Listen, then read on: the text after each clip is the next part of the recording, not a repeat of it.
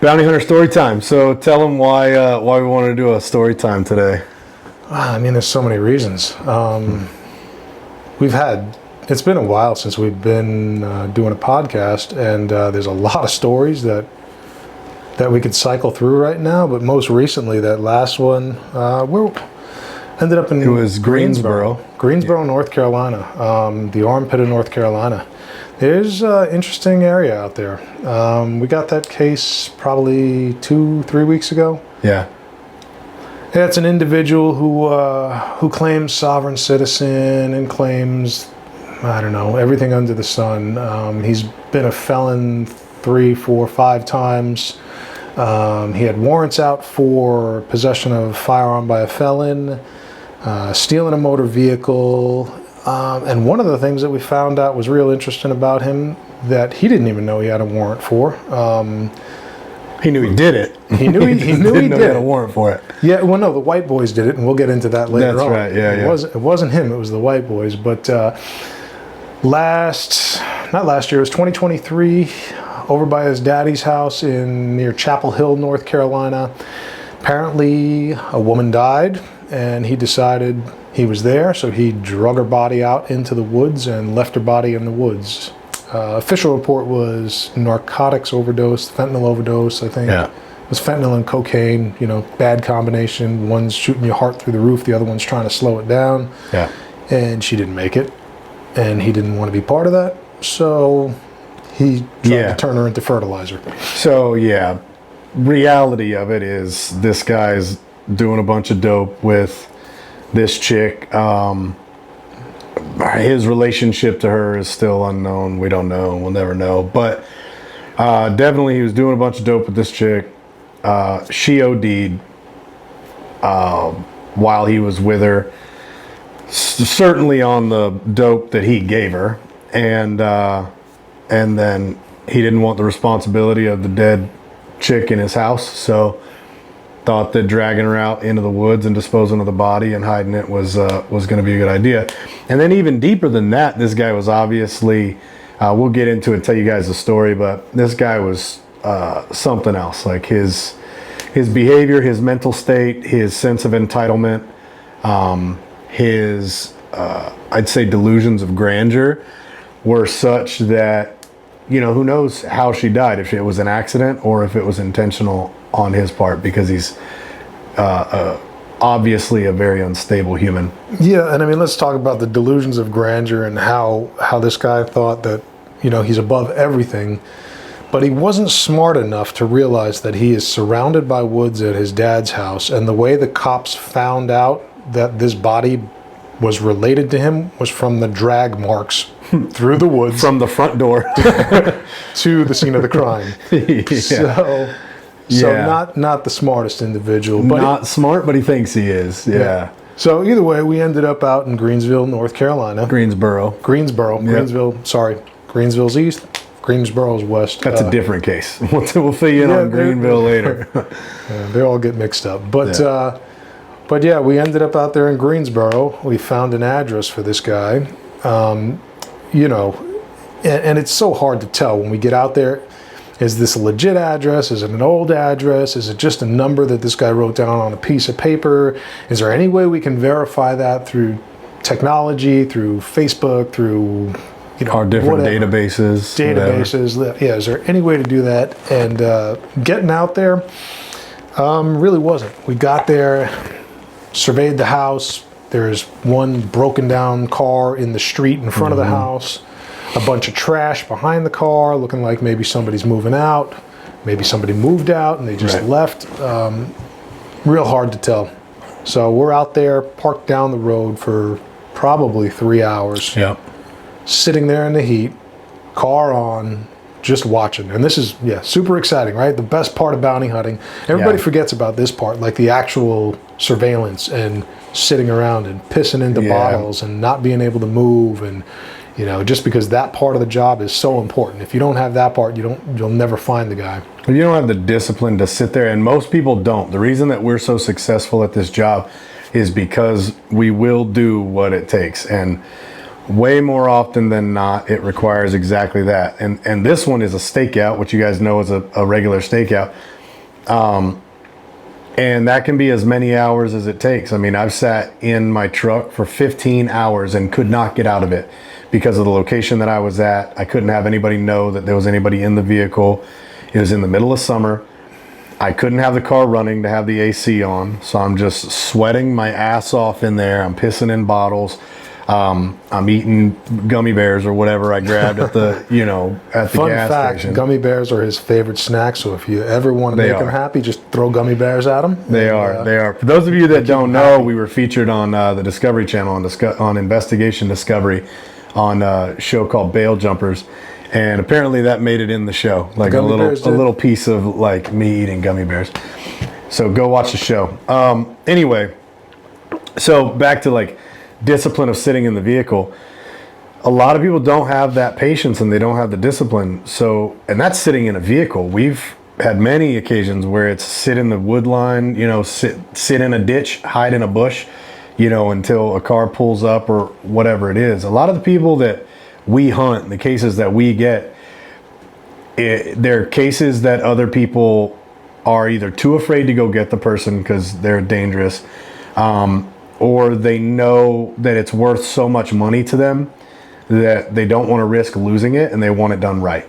So they call us, and because they know that we'll sit in the ditch, we'll sit in the tree line, we'll sit in the car, we'll do whatever it takes to actually get our eyes on the person. And then once we have our eyes on the person, then we're able to go put our hands on the person. So, yeah, and this happened to be one of those cases. I mean, this guy was worth originally like 70 or 75,000. So, any business owner who's got a liability of $70,000, for a lot of companies, that'll shut the doors. They lose that bond, and their company's done with. So that's why we go after these types of people, because, like my partner's saying, got to get it done right. We have to have the discipline. You got to be able to sit out there sometimes for days and just back and forth, early morning hours, 2, 3 o'clock in the morning, getting out there and watching these places. Fortunately, with this one, I mean, we started our adventure out where the dead body was dropped, and it led us out to Greensboro, so it was another all-day event. And those weren't close to each other. I don't know if we mentioned that. Those two places are not close to each other at all. But yeah. So his original drive was to meet me, which was about an hour and 45 minutes. And then from there, we drove another hour and 15 minutes to get to the dead body location. And then from there, it was another hour and a half, I think, from there to where we ended up. So this was like an all-day event. And it had a little bit of everything in this case, because the area, the location in Greensboro that we're at, not the best location, not the nicest area. There's people walking up and down the street, and obviously we stand out. We've got a big black truck or whatever, so people are looking in windows, people are kind of checking us out, people are telling their neighbors. So, and this is even being removed from the target we're looking at, but it still makes it difficult because word in these areas spreads like wildfire. One neighbor knows, and then pretty soon the whole block knows. So we have to usually in those areas, everybody's got warrants. Everybody's. They're telling each other. Yeah, stay in your house. Don't come outside. We don't know who these guys are, but they look like they're gonna fuck somebody up. So we got to kind of mitigate that by like sitting back far enough where we're not going to attract the attention of the people that we're looking for, but sitting close enough where we can see people coming and moving around and getting up to the house and all that stuff. So. The house we parked in front of, unfortunately, caused some problems, and we got the cops called out on us for that one. So you want to? Yeah, so it was a Hispanic family lived in this house, and there's nothing wrong with where we parked. The guy just had a bad attitude. It's public street parking. There's nothing wrong with it, but he came out. And it's kind of eyeballing or whatever. And to give you an idea, he's a tiny little human. He was like 5'6", 5'5". Maybe. He was like a very short Hispanic guy, late 20s, early 30s, I'd say. Had wife or a girlfriend or whatever, and they had a small baby. But anyway, he came in and out of the house, getting in his truck a few times or whatever. And then he left a couple of times. And every time he left a little more aggressive. Like the second time he left, he like spun the tires out of his driveway. I guess to communicate to us that he was annoyed that we were there, which was weird to us because one, we don't care. Like you spinning your tires isn't, I don't know who that scares, but I guess he thought it was going to communicate that he was upset and maybe we were going to get scared and leave. And then at one point he comes back, and then he, his wife, and the baby are all in the truck, and they leave. And shortly after, somebody pulls up who's a different person, obviously related to him or a friend or something. It's a guy, pulls in, gets out of the car, doesn't look at us at all, just gets out of the car and goes kind of to the side of the house and hangs out. And right after he shows up, a cop shows up. And then these people show up back to their house again. So obviously they called the cops. Cop walks up to my side. I was sitting in the passenger seat. Gunner was driving. And roll the window down, crack the window. I show him my badge, and he's like, "Oh, okay." I was like, "Yeah, we already know these folks called you. Sorry to waste your time." Had they come over and asked a question or said anything to us at all, we would have gladly informed them of who we were and what we were doing. But they didn't. They just, they just got an attitude.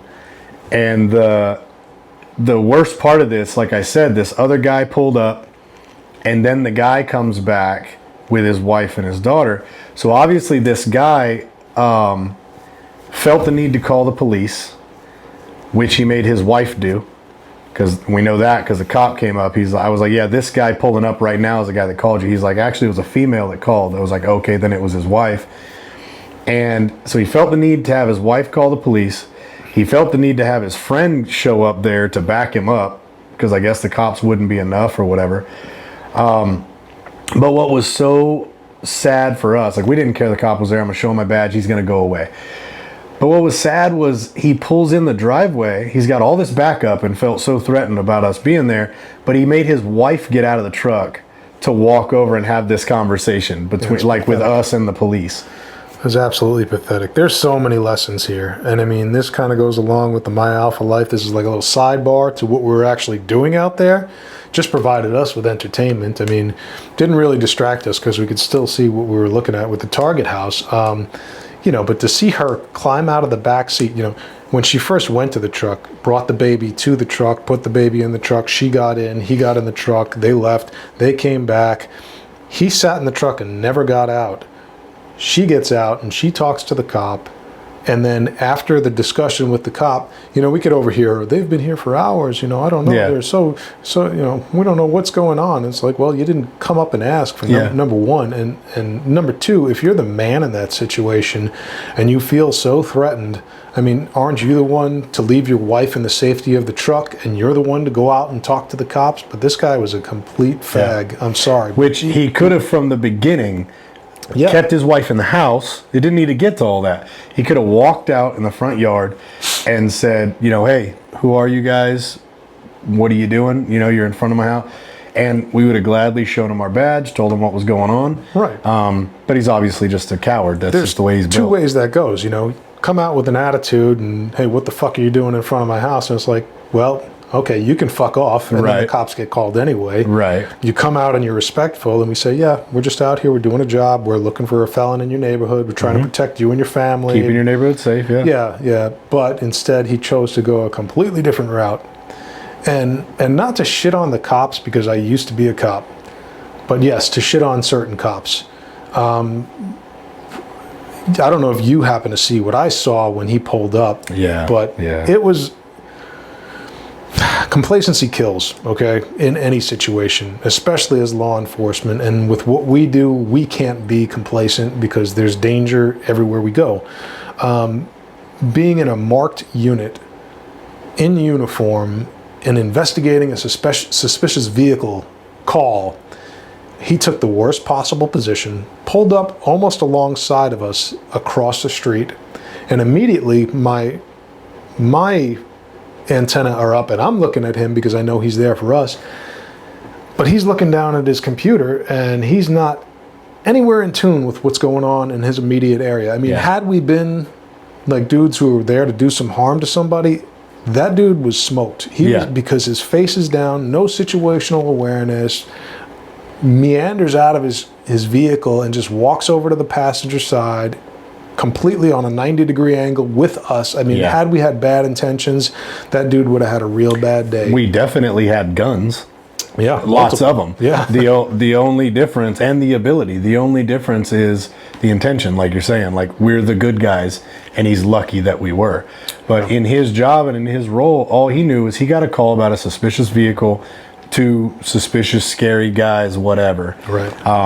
So like you're saying, maybe a lack of understanding, a lack of tactics, a lack of training, just complacency. Whatever it is, or he was trained well and it's complacency, you know? Yeah, he looked like mid-40s maybe, early to mid-40s, and probably just like riding it out to get to his pension and retire. But I mean, dude. Yeah, it's a good way to get smoked if we were the bad guys.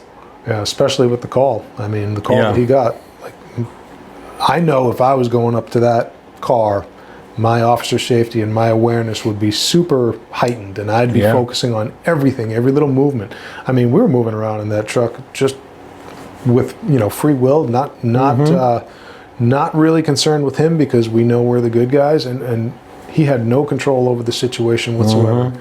I mean, you just flashed your bail agent badge at him, and he's like, "Oh, okay." Like, didn't check credentials, didn't check who we were, didn't look at IDs. Like, "Oh, okay," and just walked over and talked to the female, and then she, waved, "Oh, sorry, I'm sorry," and then they kindly fucked off and went in their house. Yeah, it's a great segue back to the rest of the story, which was exactly what he said. Like, the female gets out of the truck while the tough guy husband, whatever, stays in the truck.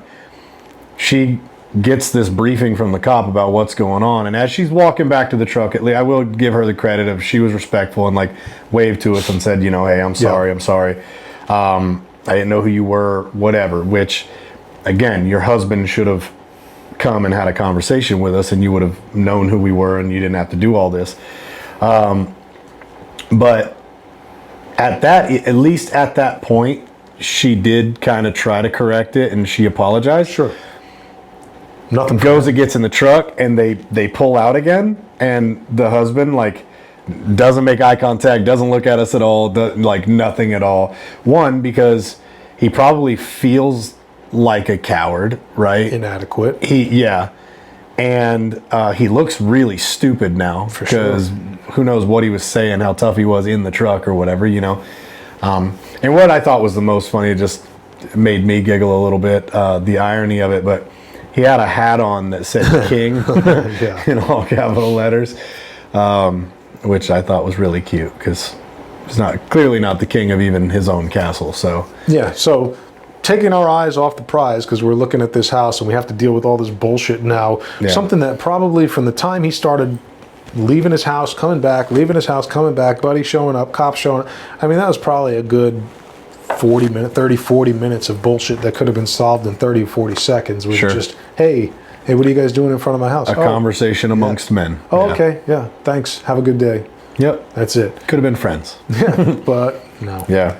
So then back to the case, we're get done with all that. And we're back to staring at a house that we don't know if our guy is there or not, don't know if anybody's living there. The porch light's on, which is kind of interesting, made us think that, well, somebody probably left early for work, which, we'll get to that part, but probably left early for work, and maybe they just left their porch light on. Middle of the day. I don't know if we'd said that. It's middle of the day. 3 o'clock? At this time, it's probably 4 o'clock. We've been there for hours.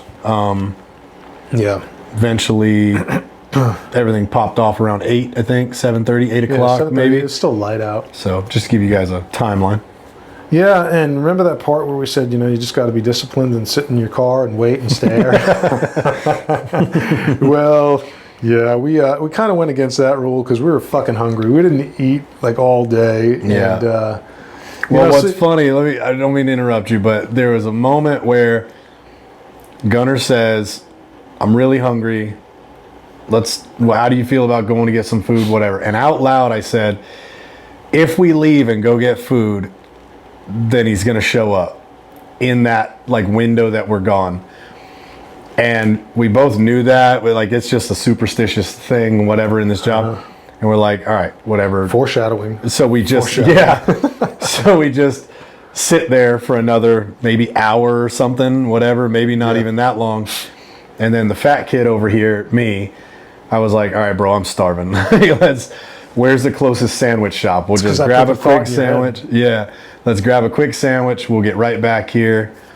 And and it was a quick sandwich. It was as quick as we could make it. 15 minutes there, 15 minutes back. I mean, it was the closest thing to where we were. Yeah. We got our fat kid food, and we didn't sit down and eat. We, did the right thing, drove back, and we're going to eat it while we're watching the house. Yep. Yeah, ate it on the way. Get back, and we start driving down the block, and I think I said out loud, man, I'm going to be really pissed if there's a car in that driveway when we get there. And as soon as I get done saying that, there's not a car, but he tells me there's a truck in the driveway. I'm like, fuck, there's a truck in the driveway. So, yeah.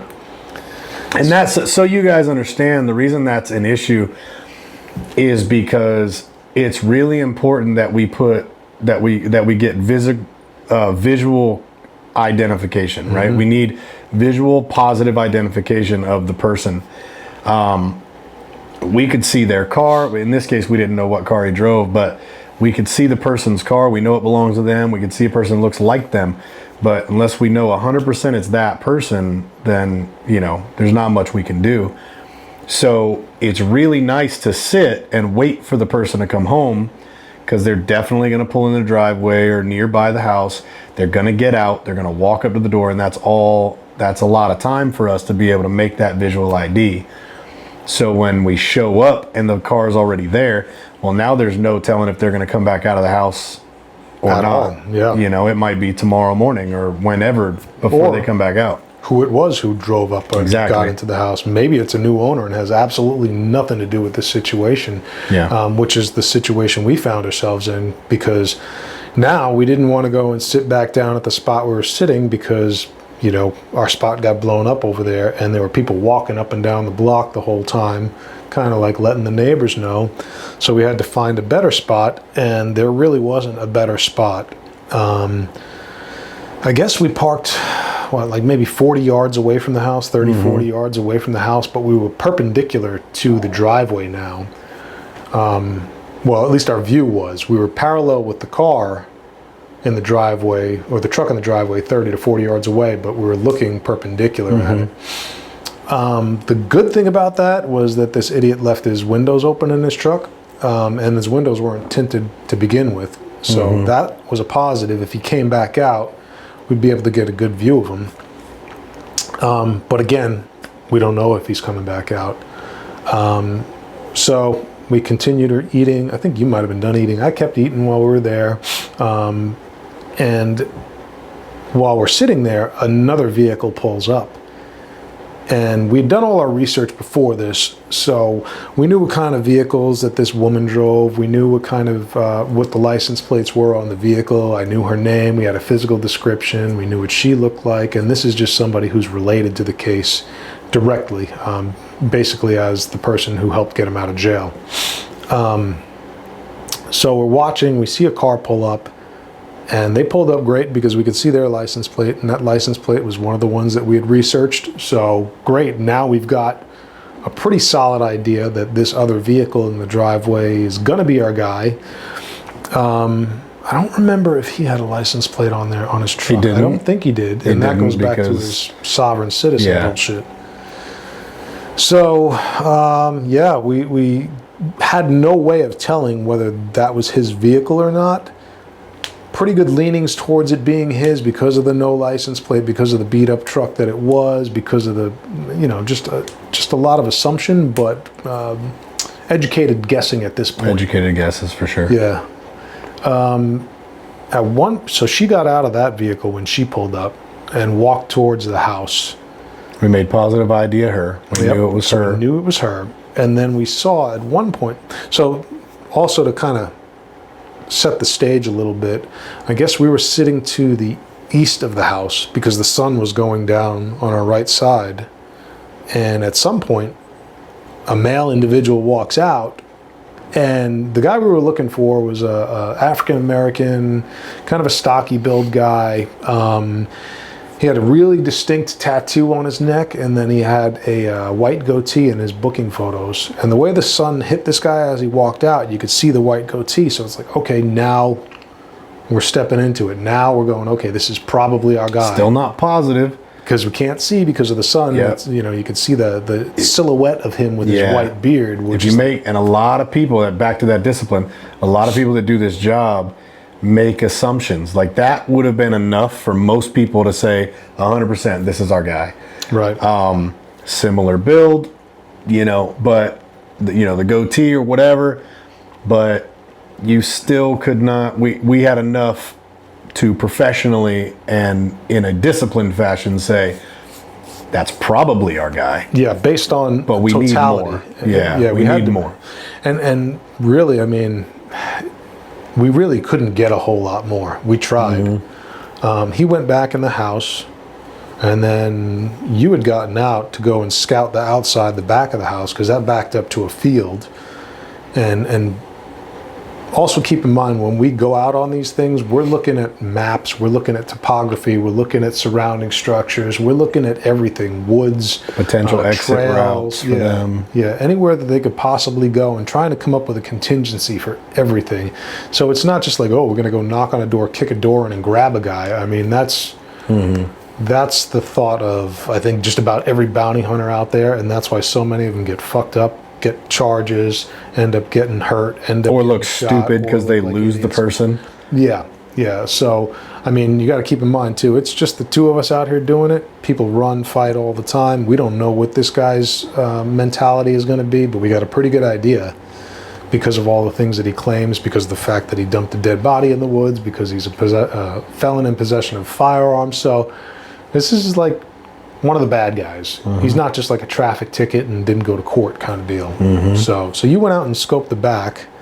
Yeah, there was a field back there. There was a soccer field, and it backed up to a church. So and there were a bunch of people back there playing soccer, which worked out great because I just walked back there as if I was a regular person. I'm in civilian clothes. He's in civilian clothes.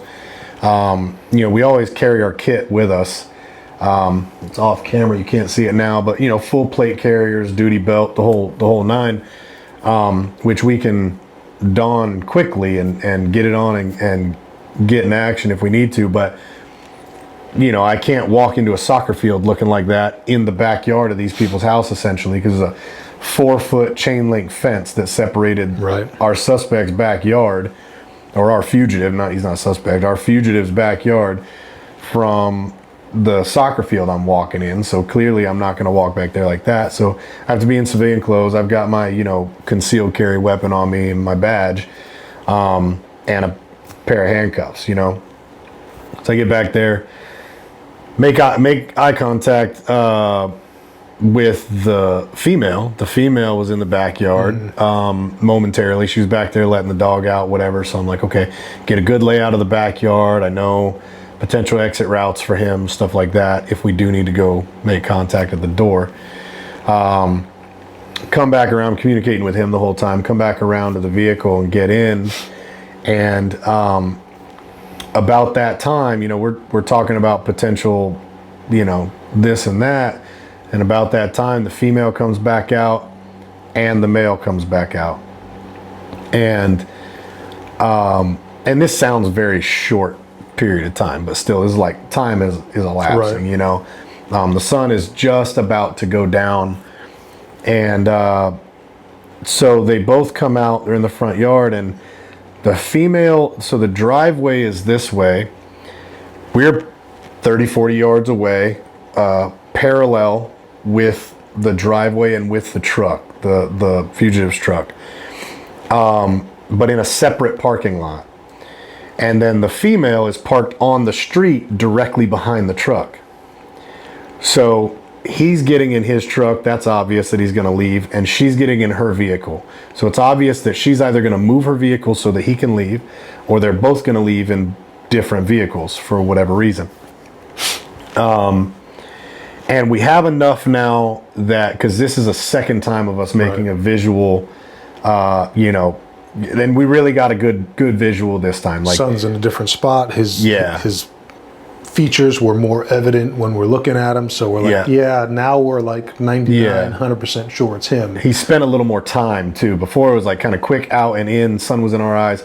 Now he's like standing in the yard talking to the female as she, they're discussing what they're going to do, whatever. So we make the decision, we make the decision, when she pulls off, we need to replace her and get in that driveway and block him off from leaving in the vehicle at least. Now it doesn't mean that he can't haul ass and take off through the, through the yard or whatever. And we've had that many times, but if they do that, we've got a contingency for that too. And we'll cross that bridge when we get there, basically. So just like we planned it, she pulls off. Gunner pulls in the driveway quickly right behind him and blocks him in. And I'd say you left maybe 5 feet, 4 feet maybe, between your front bumper and his rear bumper. And we're not even stopped yet, and I'm jumping out of the passenger seat because, again, like, we need to get on this guy. He could have a gun. He could try to ram the truck. He could try to drive through the yard. He could get out and run on foot. There's a million different things that could happen. So we need to get in position as quickly as possible. And he's got a little more responsibility at that point of the apprehension because he's operating the vehicle. So he needs to kind of secure that part of things. And while he's doing that, I can be out and on foot and kind of angle off of this guy in case, we get in a gunfight. And we're talking, like, it happens so fast. Like, things are happening so fast. I'm pulling in the driveway, ripping my emergency brake. He's jumping out at the same time. And by the time he's out of the truck and moving up, I'm already out of the truck and moving up as well. Mm-hmm. So I'm maybe, 5 to 8 feet behind him on the opposite side.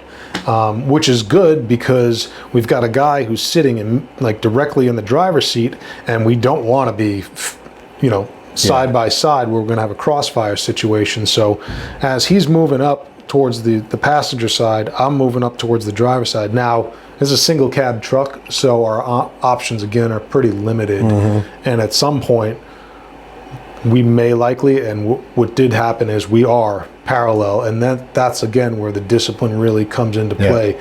Muzzle discipline, making sure you're not in the crossfire, and if you are, like, hey, be aware when things go down. Like, if I have to take a shot on this guy, I have to make sure my rounds are going to go only into him and not into my partner, and vice versa. He's got a longer distance shot because he's on the passenger side, and if he has to take a shot, he has to make sure he's even angled down further, and I got to watch out for those rounds. So there's so many things going on in this fluid situation. Not to mention the fact that the guy never threw his vehicle in park and rolled back and smacked into the front of the Jeep. So he hit that, and luckily nothing moved, other than his truck until it stopped. But then we both wound up at the front of the vehicle, single cab vehicle, and we got to make decisions. Luckily, again, he's got his windows down because he wasn't smart.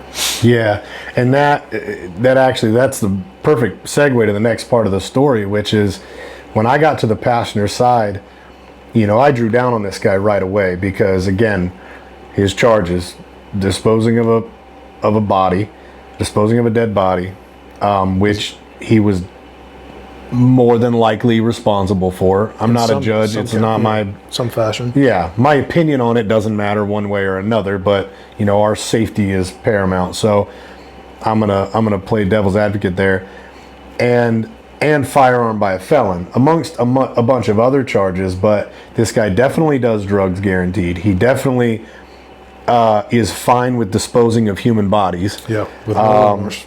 Yeah, is not too upset about people dying around him, and he's a career felon who carries a firearm. So, we need to be smart about this thing. So when we get up there, I get to the passenger side and I draw down on him.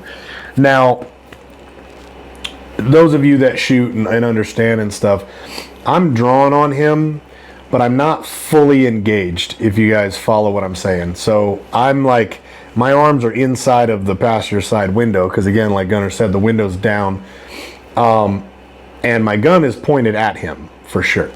And I'm giving him commands to stick both of his hands out of the driver's side window, because he's closest to the driver's side window, obviously, and that gives Gunnar the opportunity to get his hands on this guy's hands. If they're sticking out the window and Gunnar can get control of them, that buys us time to get cuffs on and stuff, and reduces the opportunity for this guy to go for a gun if he's got one. Again, single cab, older model truck, could easily have a gun under the seat, could easily have a gun on his person, in his waistband, in the seat next to him, whatever. And when I get there and I'm giving him these commands and my gun is on him, his hands aren't reaching for anything, but he's also not doing what I'm telling him to do. So from my perspective, his hands were like this, like really close to his waist. And he's looking at me out of kind of the side of his eye, and then he glances down at what I perceive to be his waist, and then looked back at me with this very suspicious look. Yeah. He just looked super suspect, and like he was pondering, do I have enough time to get to this gun or do I not? And in my brain, it goes directly to what Gunnar just said a minute ago. In my brain, no, you do not, sir. You do not have enough time, because if I see you reach, I'm going to do what I got to do here. And I immediately, again, the single cab truck crossfire situation, Gunnar was now at this point, because he hears me giving him commands to get his hands out the window. Gunnar is standing essentially in the window on the other side. Not completely. He's trying to utilize the frame of the truck, but there's only so much you can do. Like, you can't get in there and get your hands on the guy if you stand all the way back. I registered that, and I knew, okay, if this guy goes for his gun, I can turn the switch off by shooting him in the face, right? Side of the head, whatever it is. Obviously, I can just stop this right here. But the likelihood of that round going through his head and into my partner, what would be his chest at that level, because you're standing up, he's sitting down. If I shoot the guy in the head, it's going to hit you center mass for sure. Likely, yeah. Yeah, it's likely. So I was like, okay, we're not shooting him in the head. So I immediately, I told you I was on him, but I wasn't like fully engaged. What I mean by fully engaged is locked out, anchored forward, and I'm ready. Like, you know, next step is we're pulling the trigger. And so I did that. I got in my full position to be able to do what we needed to do, and I dropped the barrel so that I'm gonna hit him like lungs and lower, you know, like lungs down to like pelvic girdle, and we'll go from there, you know. Yeah. And to give you an idea too, like, we're talking about this in detail right now, but from the time that I popped the emergency brake, you're out of the car, up on the passenger side, and I join you, I mean, we're talking maybe 4 seconds. Yeah. You know, because that's about how long it took to jump out of the door and run up there and engage. So there's a lot of detail here, and there's a lot of things that are going through our heads as we're doing this. And I know his perspective, or what I would do from his position, and he knows what I would do from my position. And ultimately the ultimate goal is that we're both safe at the end of the day. And like, this guy's going to make the choices on what happens with his life. If he reaches for a gun, it's over for him. And, you know, if he takes the first shot, I'm going to step back and I'm going to make sure I keep that L. If I take the first shot, he's going to do the same thing. Make sure we keep that L so that we don't have that crossfire situation. But we ended up at that point, because you could still see his hands like hovering above his lap. And that was the other point I wanted to make. Like, I think as confrontational as this whole thing became, the initial shock and awe of like running, like him hitting the bumper and then us running up, he was disoriented for a second. And if you get inside somebody's brain, even for a second, it buys you a couple of extra seconds of time. And I think that's what we got by the way we did it, because his initial reaction when I got up to his truck was, "I'm sorry." He said, "I'm sorry." And then I said, "Hey, you were giving him commands. Show me your hands, show me your hands." I was telling him, "Hey, you're under arrest. You've got warrants. Get out of the truck." And that's when he started to switch, because then he goes, "Oh, you got to tell me who you are. I need to know who you are." I was like, "Bond agents, bail agents, you're under arrest. You got warrants. Get out of the truck." And that's when the confrontation started. So, at some point, you got to make a decision here. And for us, it had to be pretty quickly, because his car or his truck is still running. He could easily just keep that in gear, try to push the Jeep out of the way, try to cut the wheel and go through the yard. So the decision had to be made pretty quickly. And from my perspective, it was like, well, I got to open this door. And again, guy who keeps his window open probably left his door unlocked, which he did. Both of them. Both of them. Passenger side as well. Yeah. So I popped that door open while I'm still drawn out on him. And at this point, he's kind of like attention on me. Yeah. So he kind of turned a little bit, and I could see his left arm kind of hovering around the door after I had opened it. So I'm bladed off to him so that he's not going to reach for my gun, and God forbid he does, because then, again, it's a bad decision by him, because I'm not letting anybody touch my gun. So at that point, I'm trying to do multiple things at once, and you're doing something while I'm doing my thing, which is opening the door and coming in the passenger side. So I grabbed his right wrist and let him know, "Hey, you're coming out of this truck," as I'm holstering my gun. And again, we're plain clothes at this point, so not the ideal situation at all. I mean, that's why we always harp on, like, practice your draw, practice with your duty belt, practice with your concealed weapon, practice dry fire, practice. And it was almost second nature, because I don't remember putting my gun in my holster, because we practice. So as I'm grabbing his wrist, my gun's going in my holster, and you're coming through the passenger side and trying to push him out and away from anything that he might have in the truck. And this is where the fight starts. This is where he starts pulling back and giving resistance, and trying to get aggressive with us and shoving off of us. And you were able to get behind him while you were in the truck. And I'm trying to yank him out by one arm at this point. Yeah, you were pulling on his on one of his arms, and I got a hold of another arm, because again, at this point, we don't know. He could have a gun in his waistband or something. We don't know. Anywhere. So controlling his hands is imperative.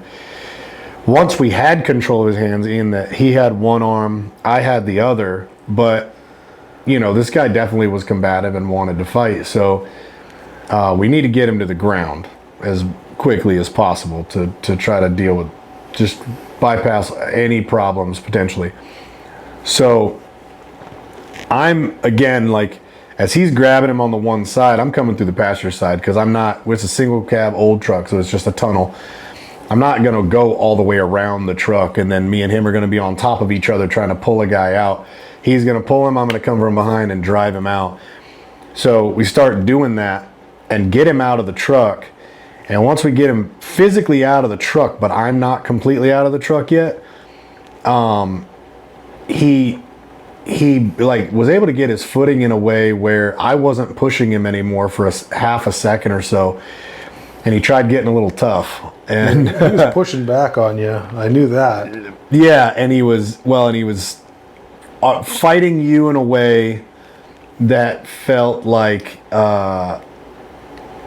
it felt like he definitely wanted to, like, I want to escalate this from like us tussling slightly to I really want a fight. If he had a free hand, I mean, he'd have thrown it for sure. But you had one and I had the other. I was controlling his right wrist and you were controlling his left. And I'm not going to sit there and wrestle with somebody and tire myself out. And I watched him, and he's putting all his effort into like not coming out of the truck, but he can't do much because both of his arms are occupied.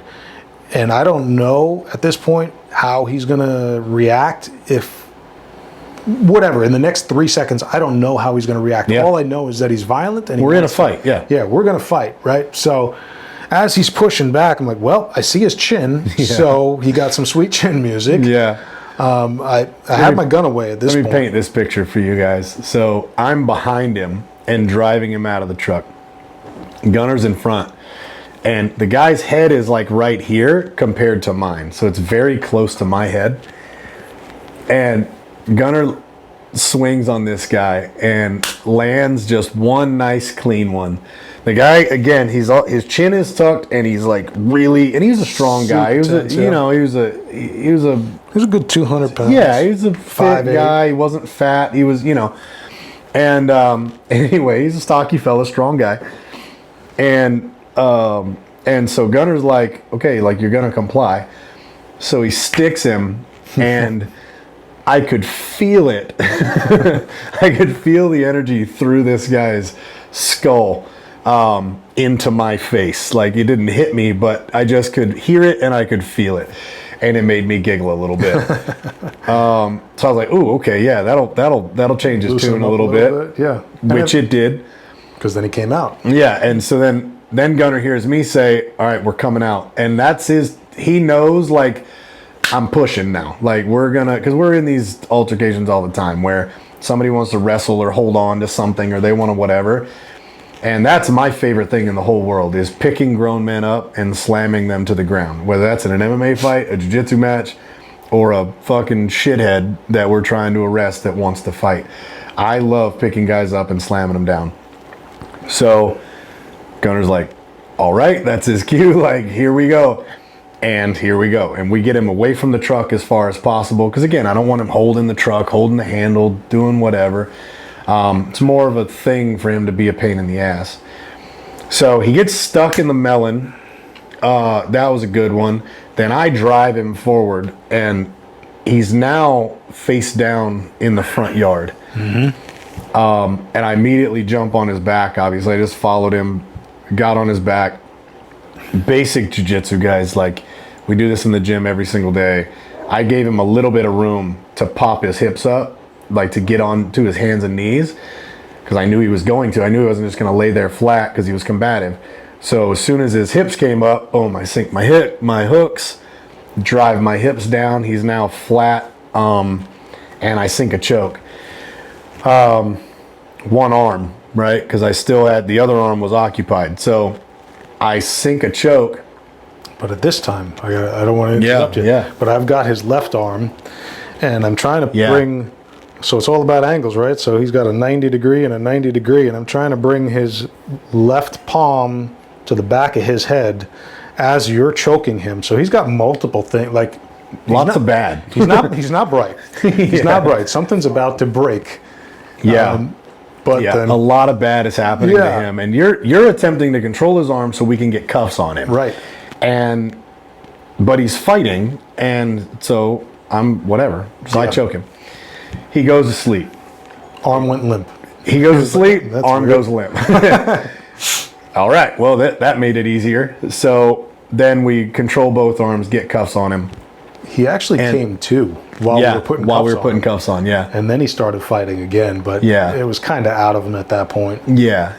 He knew he was beat.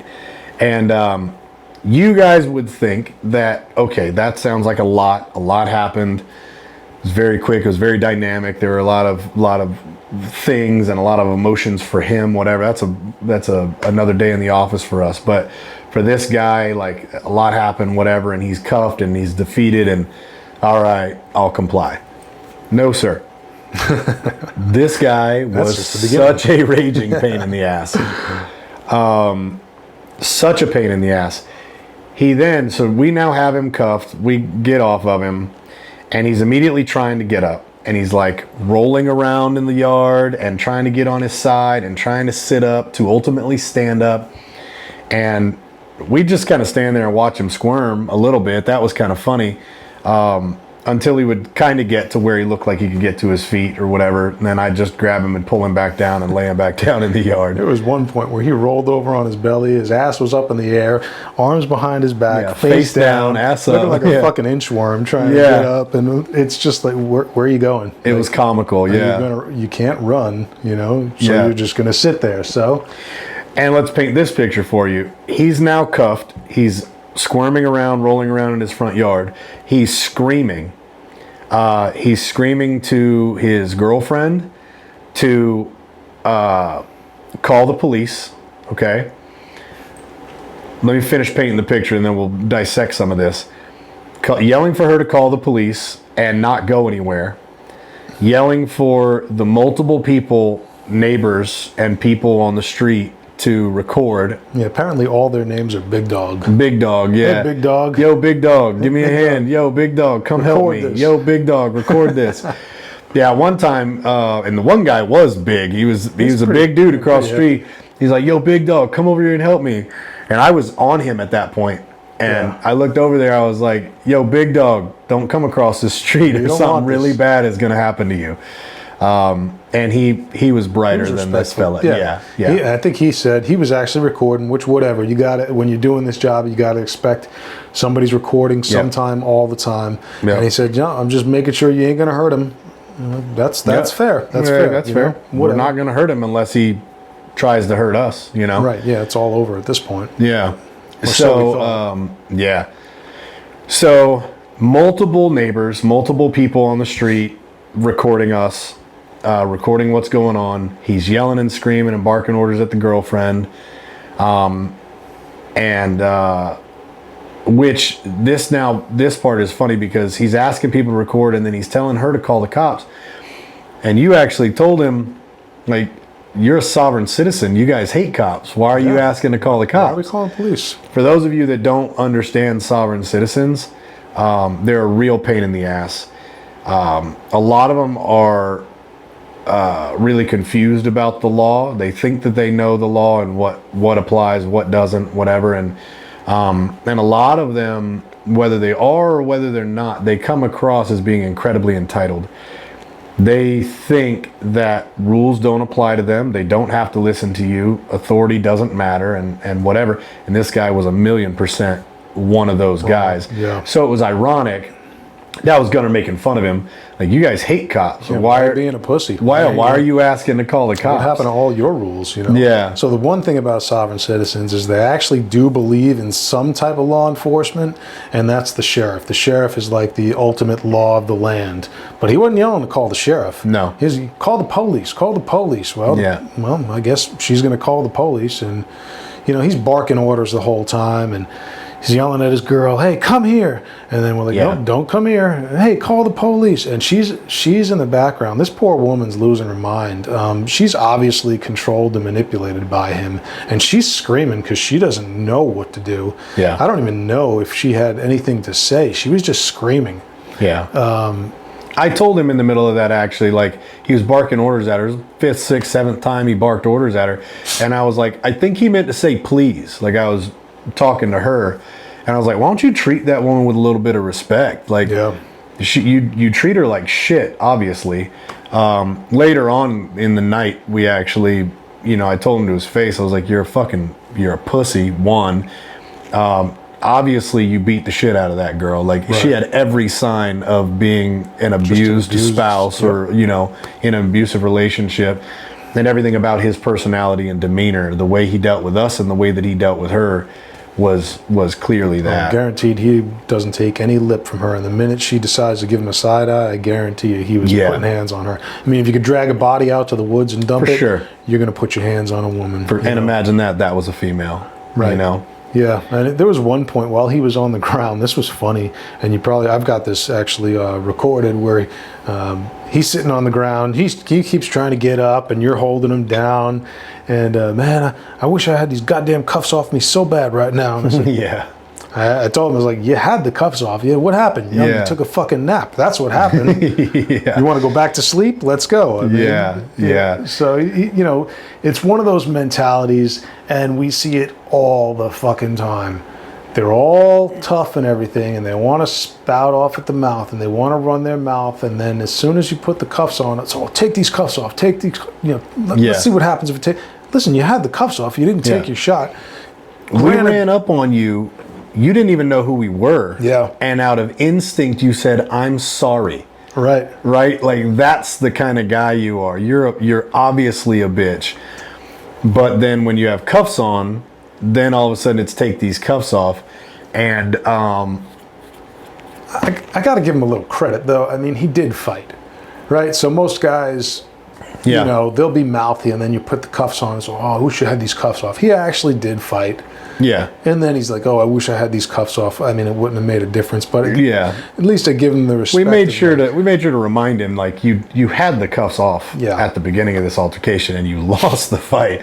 So, you know, I don't know what taking them off now is going to do. But the thing where, like, I lost all respect, if I had any, which I didn't in the beginning, but he's making all these excuses. Like, he's crying about, I got one lung. I got bad lung. I got a bad lung and I got one lung. He kept saying that over and over again. And at one point, you know, again, he's yelling at his girl to call the cops. She's like, I'm calling the cops. The cops are on the way. We legally didn't need to sit there and wait for the police. The police have no jurisdiction over what we do, and they know that, you know. So, but as a professional courtesy, well, it was twofold. One, as a professional courtesy to the police, we knew, okay, there is an official call for the police and for something happening at this address. So we're going to wait for them so that when they show up, they can see who we are, they can see our credentials, get the story, and then we're going to leave and everything's going to be fine and there's not going to be any confusion about what happened out here today. That was professional courtesy for them. It doesn't affect us one way or another, but we didn't want them to have more they would have showed up at the whatever. police station, and it would have just made our night longer if we didn't wait. Yeah. But more importantly than that, I wanted to wait for the police because I wanted to see the look on his face when the police told him, you're going with these guys. Because he was adamant over and over again, I am not going with you guys. You are not going to take me. You don't have any authority over me. He kept screaming to the masses that we were kidnapping him. I can't tell you how many times. Harassing him, kidnapping him. And I mean, double digits times he screamed out loud, record this, they're kidnapping me. He said, I'll go with the police, but I ain't getting in your Jeep. I'm like, no, we told you, you're getting in that Jeep whether you like it or not. If we got to fucking carry you over there, you're going with us. Yeah, I will stuff you in there. Like, Which coincidentally is what happens. So police show up. So we're sitting there and he's running his mouth the whole time. The whole time it takes for the police to get there, he's running his mouth, he's crying, he's this and that, he's whatever. That was super annoying. Cops show up. Exactly what I said. We show them their credentials. They know what's going on. And they're like, yeah, you're going with them. This guy was so stupid and so entitled that while 4 cops, let me paint the picture, including a supervisor, in the middle of the front yard, his girl is standing there who called the cops. He's on the ground in cuffs. I'm standing over him, holding him down because he keeps trying to get up. Gunner's recording for everybody's, you know, understanding of what's going on. Yeah, to document what's going on. All these neighbors, all these people recording and watching, and then 4 police officers, one of which is a supervisor. When the supervisor tells him, hey, here's the deal. You've got warrants. You're out on bond with these guys. You're going. You're going with them.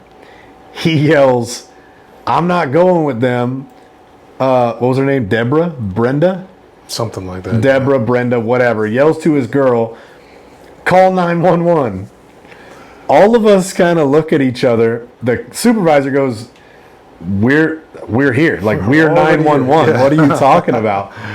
I swear to God, still double digits. In the time that from that first call 911 to the time we stuffed him in the Jeep physically, double digits times that he's yelling, they're kidnapping me, call 911, with the cops standing there.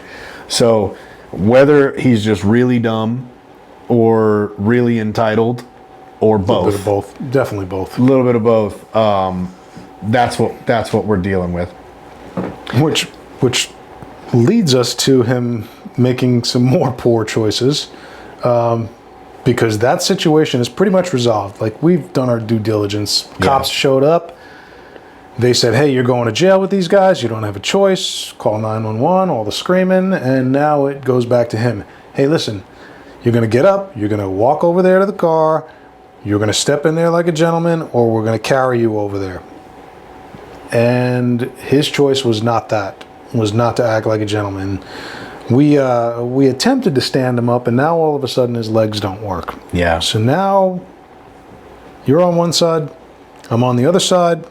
We're going to pick him up like a baby, and he starts dragging his legs. Well, he gets his legs underneath him a little bit, kind of stands, and then decides he wants to turn and talk back to his Just wife. Enough to be a pain in the ass. Yeah, just to kind of Have you guys ever seen a struggling mom with like 3 or 4 kids in the grocery store, and one of them's misbehaving, trying to grab the Skittles or do whatever, and she grabs him by the hand and goes to pull him away, and he just sinks his whole body to the ground, and she's like holding him up, and he's dragging his weight to the ground. That is what's happening, but with a full-grown 200-plus pound man. Yeah, yeah. And at one point he stands up and, he starts walking a little bit, and then he drops his legs and he starts turning around. So he's got the warning now. It's like, hey, act like a man, walk your ass over here, or I'm going to throw hobbles on you and we'll fucking carry you over there. Oh, no, okay, I'm going. I'm walking. Yeah, I'm walking. So he starts walking again, and then 2 feet maybe. Yeah. His legs don't work anymore, and he starts to turn around. Okay, now listen, that was your second warning. Don't do that shit again, otherwise I'm gonna fucking hobble you. I promise you this. Mm-hmm. Same thing. 2 more steps. His little immature baby side comes out again. Okay, let's go. Going to the ground. It was obvious that this guy, like, little parent moment for you guys that have kids.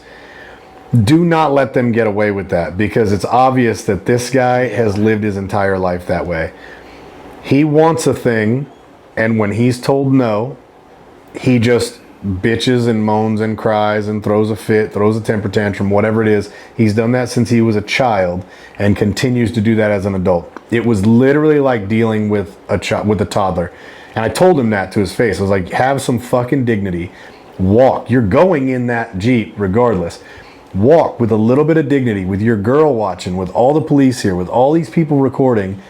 Walk on your own 2 feet to the vehicle, or you're going to get drugged, because everybody watches you throw yourself on the ground like a child right now. It was crazy. Which, yeah, well, he was throwing himself on the ground like a child, and then when we decided to go to the ground, he didn't want to go to the ground. So then he was magically able to walk again. But at this point, we're fucking done. Like, listen, you had a warning, you had an opportunity, now we're doing it our way, and that's what happened. I think I hooked his leg I think I was on his left side. You were on his left side. I was on his right side. And I hooked his leg, and I don't know I stepped on his foot. I saw you hook his leg, and I knew we were going to go forward, so I just stepped on his right foot, and we both drove him forward. Yeah, and so now he has no legs to catch himself on, or hands, and he's cuffed behind his back. Stupid choice. And he's got the 2 of us behind him driving forward. So again, not smart. Yeah. So bad decision number 12 for this guy from the beginning. The cops just stood there and watched, because they see what's happening. They see what he's doing. Exactly like what's going on. It's like, okay, I mean, you're asking for this, so I don't know what to tell you. And they actually apologized to me after we had gotten them to the truck. One of the cops came over, and his hands were up. He's like, "Look, I'm sorry." And I was like, "I understand. You guys can't get involved with this, but you see what we're dealing with." And they deal with it all the time too, so they completely understand. Yeah. And obviously, if they took issue with it, then this story would be a lot different. But they didn't take issue with it because they understand the situation. Yeah. And just because somebody's hands are cuffed behind their back doesn't mean that they can't do damage with their legs. And I would argue that they could probably do more damage with their legs. I mean, if he decided to start kicking at knees and shit, like, it could have ended bad for a lot of people. They can kick, they can knee, they can headbutt, they can spit, they can do all kinds of shit. Yeah, so he got hogtied. He's now face down in the trash. There is where he got picked up and slammed. It was right near the curb where they took all the trash out. And we thought, when we first got to the house, we thought they were moving out. That's how much trash was out on the front yard. Boxes and bags of trash and all kinds of shit. So he's now slammed and face down in said trash. And I'm holding him, and you go to get the get my hobbles. rip restraint. And And as I get back to my vehicle, I hear dumbass on the ground screaming at the top of his lungs, "I can't breathe! I can't breathe!" Yeah. And sounds like he's getting a lot of oxygen in there, because I told him, screaming. I said, if you can scream, you can breathe. So maybe shut the fuck up so you can get a breath. Common sense. One of the cops laughed when I said that to him. Because it's true. Yeah. So, I mean, you know, we hobbled him. And of course, he fought that. You know, I had to sit on his hamstrings and, you know, yank his feet back and put the hobbles on. And he's trying to fight that and making it real difficult with his shoes. So he lost his shoes. Hobbles went on. And then we basically just cinched him down and carried his ass over the passenger side, because there was not 1 ounce of him that wanted to act like a man and go, okay, I've been beat. You know, you guys got me today. Mm-hmm. You know, okay, I'll take the L. But you know, and that's the most disappointing part of the whole thing. At least looking at his life, like, what type of person is that? Like, you can't admit defeat when you're so beaten down. You're so wrong. You've taken so many steps in your life and fucked up every single one of them, to the point that you're going to jail on multiple felonies, and like you want to continue to act like a unruly 3-year-old, and it's pathetic. It looks sad, you know. Thank God there were no kids in that house that had to witness that. I mean, there was one across the street, but none of his children, if he had any, God forbid, had to witness their daddy acting like a child, because I mean, it's just going to perpetuate the cycle. Yeah, it was pretty pathetic. Stuff him in the Jeep. He wanted to be a pain in the ass. Getting his legs in the Jeep. He was able to keep 1 foot out and didn't want to move it in. I persuaded him to put his foot in the Jeep. We'll leave it at that. And then we're on our way to the jail. Screaming for his girl. Oh, let me back up. Did you see the look in her eyes?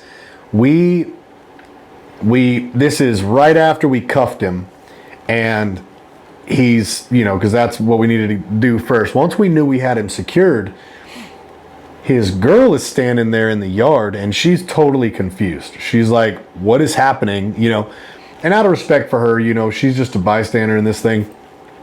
I was like, ma'am, here's who we are. Here's why we're here. He's got a warrant. He didn't go to court, whatever. He starts screaming that we're lying and that we're this and that, whatever. And so I felt the need to educate her.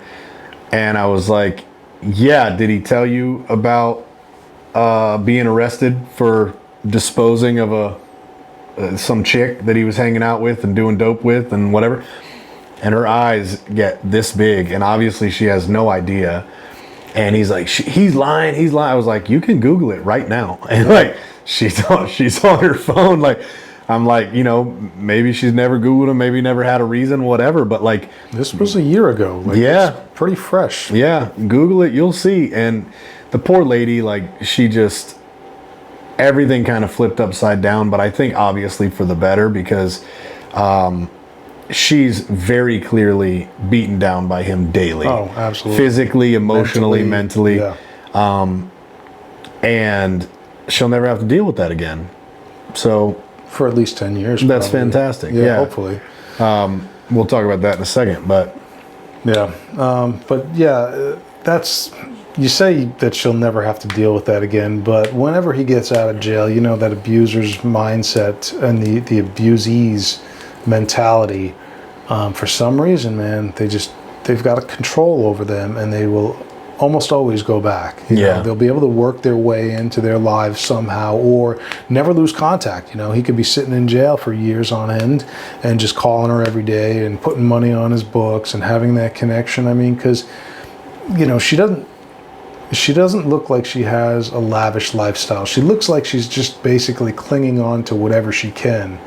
And maybe she doesn't want to lose this relationship. Maybe this is just something in her psyche that she just has to have, being that abusee. And you see it all the time. You know, they stay with the people that they're with until that guy either leaves on his own volition or kills them. Yeah. and obviously he's got it in him to do some pretty heinous shit. So you never know. My hope is that, when we put him in, he was worth $75,000, something like that was his bond, and because he didn't go to court and we had to go get him and surrender him to the jail, it automatically doubles. That's the law. So we're up to $150,000 now, which he's probably not going to be able to bond out on that amount. But where God really like shined down that night was the original charge of him disposing of that body. That warrant was still open as well. So we found that out while we were there, which tacked on another $250,000. So now total, this guy's in there for just under $500,000. And I think he had a couple other things too. Well, no, because they didn't double those warrants. I think one of them went up to like 90,000. The other one went up to 75,000. I think he had a habitual offender warrant, and then the disposing of the body. I think altogether it was like 440, 450. It came up to. So close to $500,000. We found that out while we were still there, and I loved it because the only way he's going to get out of jail is to bond out of jail. He's not going to generate that kind of money. And that means that because he can't bond out of jail, he's going to sit in jail until his court date. And then when he has his court date, he's going to be found guilty. Well, and when he's found guilty, he's then going to be sent to prison. For a long time. And that made me feel really, really good knowing we directly, we were the ones to find this guy. Nobody else could find him, and everybody was looking for him. Mm-hmm. Some disposing of a human body, like everybody's looking for you, So we're the ones that found him. We're the ones that put him in, and then he was such a raging pain in the ass. It just felt. Maybe that's immature of me, but whatever. No, yeah, I loved it. No, it's one of the few times that you get some satisfaction in this job. Yeah. You know that you did a good job, and like somebody actually supports what you're doing. Like the court system just doesn't throw them back out on the street. Yeah, and to know you're never going to be able to generate that kind of money to get out, because if he's able to bond out, he's going to run again for sure. And somebody like us is going to have to go hunt him back down again, and everybody else has failed. So. But no, we're never going to get there because we locked him up. He's going to sit there until his court date. When he has his court date, he's going to be escorted there via police escort in cuffs and shackles.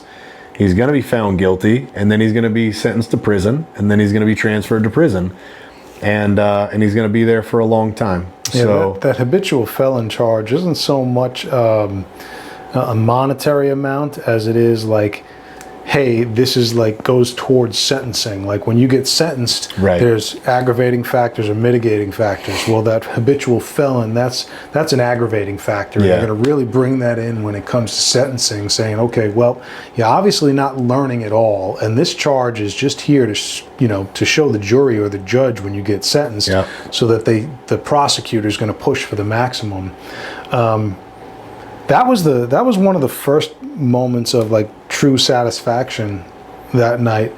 But the one before that, I don't know, well, I know you remember, but when we were waiting for the magistrate, and there was another bondsman there, the big bondsman, happened to be an African American as well. His name was Big Dog also. Big Dog.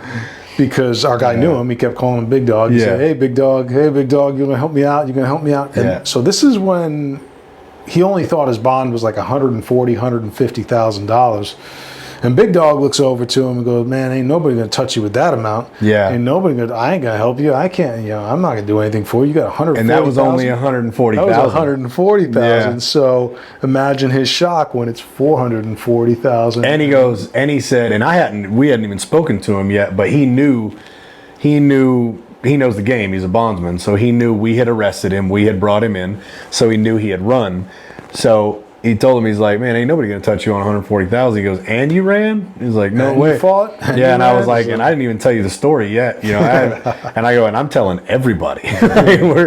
I'm telling all the bondsmen, so nobody touches you. But even if there were a bondsman willing to touch him and write the bond for him, he can't come up with the money. So yeah, I mean, the way it works is he's gonna need multiple co-signers, like a lot of collateral. And I mean, even at that point, with his history and the habitual felon, I mean, maybe some of these bonds were C bonds. A C bond is basically like, if the guy skips on this bond, even if you recover him, you won't get your money back. So it's like a 3 strikes, you're out. You got an A bond, which is the first time you bond out. B bond, you skipped once, and now you got caught, whatever. So it's your second strike. If that happens a third time, that's a C bond, like he's talking about. Which may be some of his charges, but just the monetary value alone. Yeah. Like, he's going to be sitting in there until his court date because his girl ain't got enough money to get him out. Her house ain't worth $140,000. And none of his family members, like... And again, we're up to almost 500 G's. One of his family members was a bondsman, and his family member talks about what a piece of shit he is. So yeah, and back to your point about that being a satisfying moment, this guy was super racist. Like, he was black, we were white, so everything was honky and white boy and cracker. I was a cracker and whatever else, and that's fine. Whatever, we're used to that. But what was so funny about it was that when that black bondsman walked in, he's in cuffs.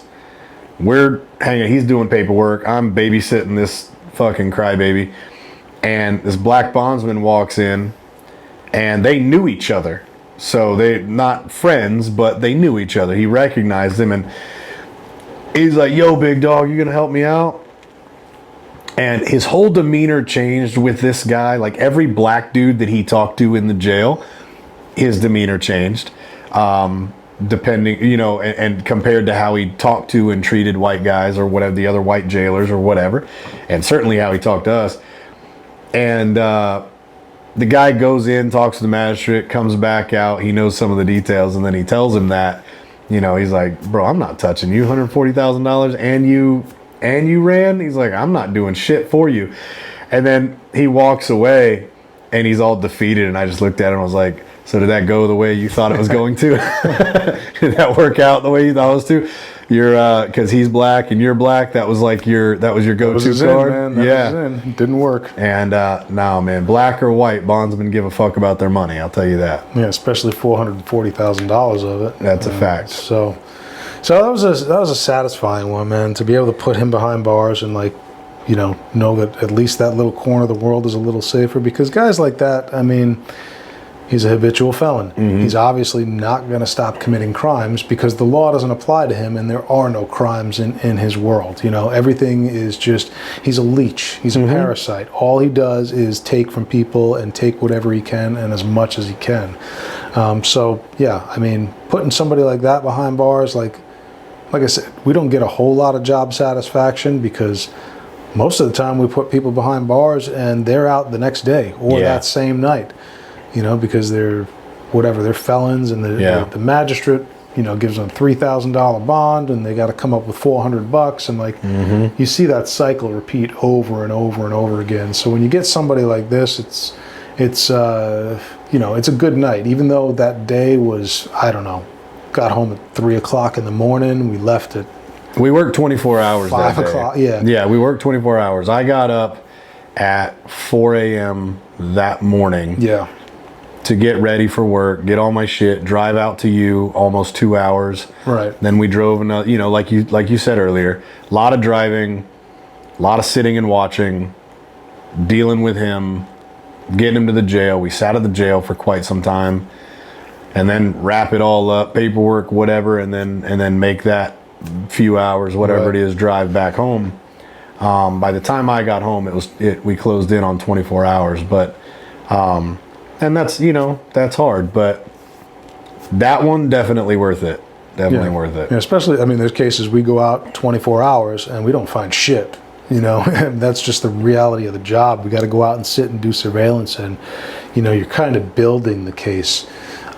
This one, kind of all the pieces fell together in the right way, and we had enough time, and we had enough good intel, and we were patient, and you know, we used good tactics, we used good planning, and all together at the end of the day, even by the time I got home, 3 o'clock, 4 o'clock in the morning, like, okay, you know, it felt like a normal day. I wasn't super drained. I was tired, but I mean, had I worked an 8-hour day, that's about as tired as I would have felt, because you get a little bit of that, like, a little bit of that adrenaline. You're like, okay, that was a good one. That was fun. We need more of those. Yeah, and unfortunately, sometimes we have those where the guy will run, the guy will fight, the guy will shoot at us, the guy will grab a knife, a bat, whatever they do. But it's not as satisfying when it's not such a terrible human. Like, I mean, not that a guy shooting at us isn't terrible, but you know what I mean? Like, this guy, like, a chick died because of him, arguably whether he, you know, killed her on purpose or not, and then disposed of the body. You know, this guy is just obviously a piece of shit, and like you were saying, he can't do anything wrong. The type of guy that can't take responsibility. If he's confronted with doing something wrong and he knows he did something wrong, he's the type that mentally will just excuse it in his own brain. Like, well, I had a it was wrong, but I had a reason to do it, you know.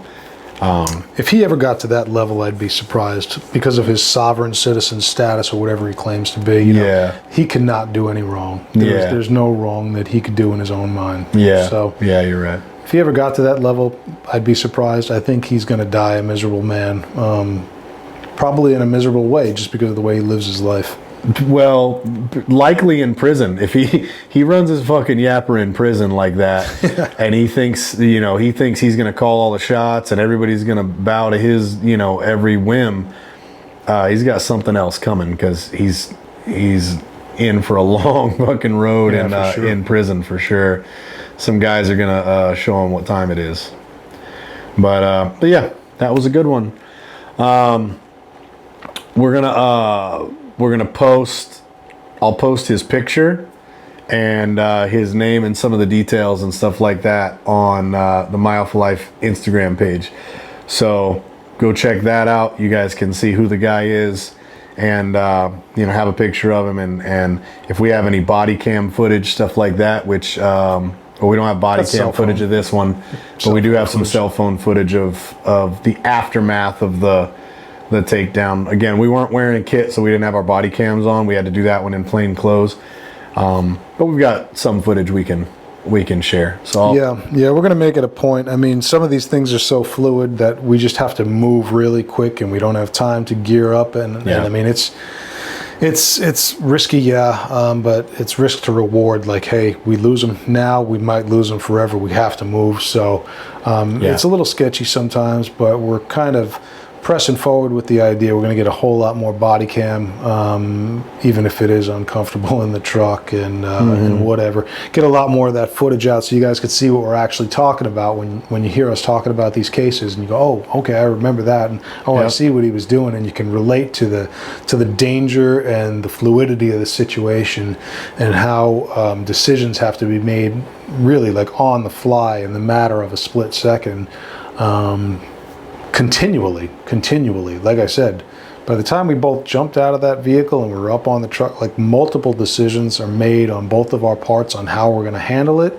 And if you're in this job and you're doing it with a partner, like, you have to be in sync with them. You have to be in tune with them. You have to know that they're trained the same way you are, and you and that person think alike, so that when shit does go down, there's no like we don't have to talk to each other when we're doing something, because I know what he's going to do and he knows what I'm going to do. There are moments where we share a couple of words, but for the most part, like, it's just an evolving, fluid situation, and bottom line is we both go home at the end of the day. So yep, that's it. So if you're not already, follow on, we got TikTok, Mile for Life on TikTok, Mile for Life on Facebook, Mile for Life on Instagram. We've got the My Alpha Life YouTube channel, obviously, and the My Alpha Life podcast on Spotify, Apple, pretty much any platform where you consume podcast content. Go there. The whole purpose of our channel, guys, this is going to be a kind of a little sub fun thing that we like and that our listeners have given us feedback that they really like. It's the My Alpha Life channel, okay? Which our whole goal is to help average men live above average lives. We talk about discipline, motivation, relationships, finances, fitness, health, anything that, like, the average man is struggling day to day. You know, the average man is dealing with a lot of insecurity, doubt, fear, you know, whatever demons we're dealing with, right? So it's a community for us to help each other in a real world, no bullshit way. Sometimes what we tell you is really tough. Sometimes the way we counsel some of our clients is tough, but it's necessary. It's what you need to hear to get the quickest results possible. Get out of your own way. Stop the bullshit. We do one-on-one coaching. We do live speaking engagements. We also do men's events. So, and we're helping people, man. There are a lot of people that are finding answers and finding some peace in working with us, and they're moving on and having healthy lives and moving on to help other people. They're better husbands, better fathers, better entrepreneurs. So if you have any questions about any of that, reach out to us. That's the overall deal with the My Alpha Life channel across all platforms. And then this is just a fun thing. We're doing a little sub thing with that called Bounty Hunter Storytime. We are both bounty hunters currently. We do a bunch of other things, wear a bunch of other hats. I fight professional MMA. I'm a jiu-jitsu black belt, a third degree black belt in Brazilian jiu-jitsu, a Muay Thai black belt. He's a retired police officer, prior military. I'm prior military. We're both, you know, we can talk about relationships. We can talk about being fathers. We can talk about all these different things. So reach out to us if you have questions, men. Shoot us an email, and we'll get back to you. We'll schedule a call and go from there. Go check out the My Alpha Life website. You can schedule direct calls and counseling with us through there. Got anything to add to that? Nope, sounds good, man. Covered all the bases. I think this was a good one, and looking forward to the next one. Yep, next one's coming soon. So tune in to all the things. Go follow all the things, and we'll see you guys next time.